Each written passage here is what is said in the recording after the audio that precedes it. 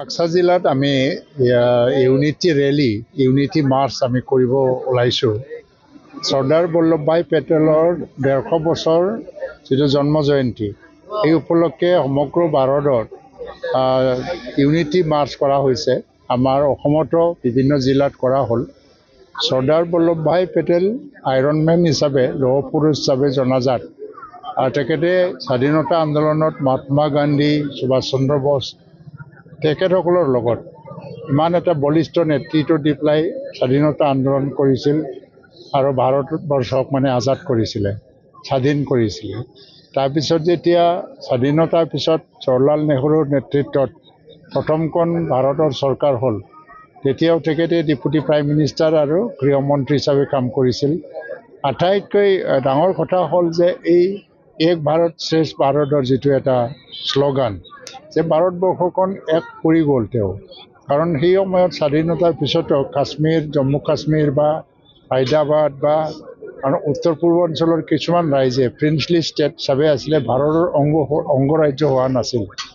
তেতিয়া গৃহমন্ত্ৰী হিচাপে তেওঁ এটা দায়িত্ব লৈ পেলাই সকলো অঞ্চলত গৈ হায়দৰাবাদৰ লগতে হওক বা জম্মু কাশ্মীৰৰ লগতে হওক এটা এগ্ৰিমেণ্ট কৰি পেলাই ভাৰতৰ অংগৰাজ্য বনালে। বিভিন্ন ৰাজ্যৰ কাৰণে বিভিন্ন চৰ্ত আছিল আৰু সেইকাৰণে ভাৰত আজি একত্ৰিত ভাৰত।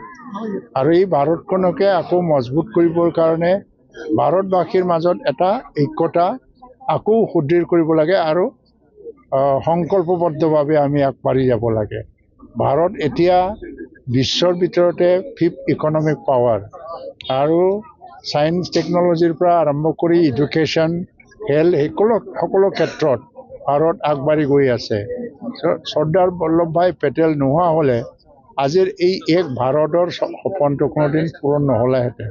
তেখেতৰ ১৫০ বছৰীয়া জন্ম জয়ন্তী স্মৰণ কৰি আজি আমি বাক্সা জিলাতো তেখেতলৈ শ্ৰদ্ধাঞ্জলি দিয়াৰ নামত এই ইউনিটি ৰেলী বা ইউনিটি মাৰ্চটো আমি কৰিবলৈ গৈছোঁ। বাক্সা জিলাত আমি ইউনিটি ৰেলী ইউনিটি মাৰ্চ আমি কৰিব ওলাইছোঁ। চৰ্দাৰ বল্লভভাই পেটেলৰ ১৫০ বছৰ যিটো জন্ম জয়ন্তী, এই উপলক্ষে সমগ্ৰ ভাৰতত ইউনিটি মাৰ্চ কৰা হৈছে। আমাৰ অসমতো বিভিন্ন জিলাত কৰা হ'ল। চৰ্দাৰ বল্লভভাই পেটেল আইৰনমেন হিচাপে, লৌহ পুৰুষ হিচাপে জনাজাত।